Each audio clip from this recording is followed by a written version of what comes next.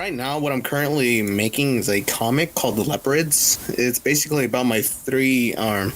Right now, it's about my first OC, BNY. Bunny. Yeah, for sure, it's Bunny.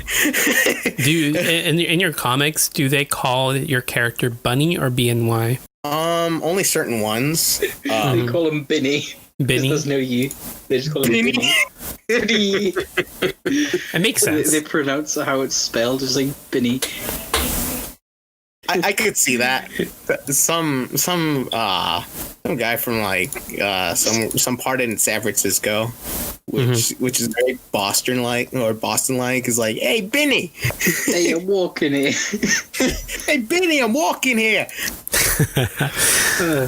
You Americans and your silly accents. Wow. Yeah, I know. I'm saying that. Jeez. Wow, you're racist, Ducky. Am I? I'm sorry. Who was it that called me quiet because of my nationality? I didn't say anything. Okay, yeah. you heard it here, folks. Jaden Desiro is a racist. Wow, that's a huge accusation. I should confirm he isn't racist. He's a great guy. Oh, thanks.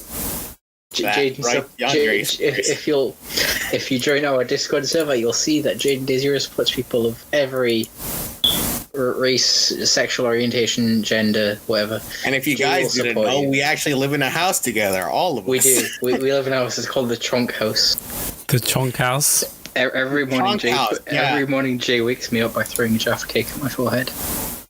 Yeah. Oh, yeah. And sometimes Ducky usually wakes up while I'm drawing, like, and he asks me, "What? Have you even slept?" I'm like, "No." Anyway, Dilla, tell us more about yourself. Yeah, well, BNY is in my world. I guess what is it? There are two different races. There are usually humans, and there are another race called mystics. Usually demi-humans, in a way. And so my character is a demi-human or a mystic, and he's the rarest of the mystics because his race considerably doesn't exist.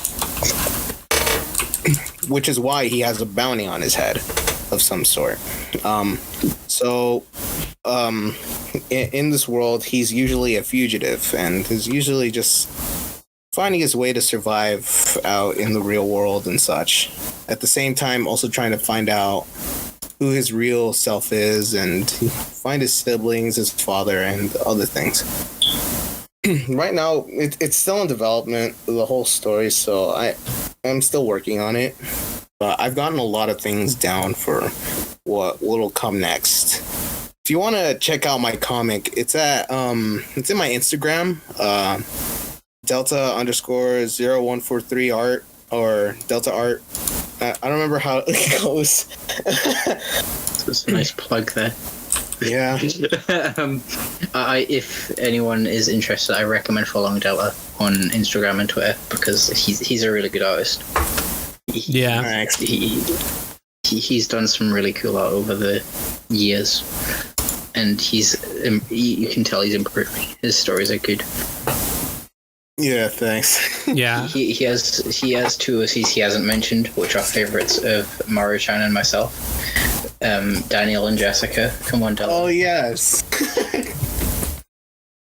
Fun thing, the first introduction I ever had of them is a part of my comic, The Leopards, so you'll see how they actually meet up or how they hook up. How'd you come up with the concept of why a bunny? Like, I don't understand. Like, what went through your mind when you created these characters? Back then, my childhood name was Conejo or Bunny. At a time, and I always remember that, you know, just my friends calling me Conejo or Bunny and all that stuff because funny thing was because one, I was a very energetic kid back then in elementary, and two, that's believable, I was chubby, really chubby, like a bunny. It's like the chubby bunny challenge. Oh my god. Yeah, way before that challenge. But yeah, I was named Conejo and all that stuff. And my first time ever creating BNY was school homework. My teacher told me, invent a character of your own kind and show it to the class. And, you know, back then I was like in the middle of like understanding how to draw perfectly. Like I didn't have a art teacher and such and all that stuff, so I usually just self-taught myself how to draw certain characters and backgrounds. And so I started the development of BNY right there and then, where he's just being chased by onlookers or different people, and he's just happily running away from them while holding his helmet, which has his initials on it. But yeah, from there I started like enjoying drawing this character a lot. So much so that like I've had so many changes with him. Like he is not the same that I remember him from back then, including his characteristics and attitude. Like back then, I wanted him to be an Australian, but now I just made him a normal person that was born in San Francisco, then moved to different parts of different places of the world until finally meeting back to his hometown.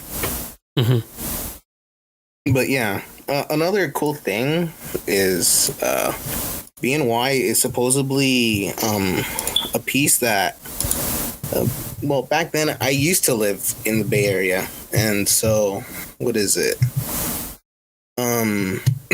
Like from there and then I kind of just missed the place, and so I just wanted my character to be in a place where I used to like I love to hang out at. And so yeah. Oh god, I don't remember how many changes I've had with BNY, to be honest. There's too many. Right now what he is he's a bunny boy who is he's got a hoodie, jeans, some makeshift armor that you could just make or buy at like some Big Five sporting goods and stuff, and a helmet with a mask. He's Miles Morales from the first act of Spider-Verse. To be honest, I've had many friends of mine tell me that he kind of reminds me of Spider-Man or some other characters.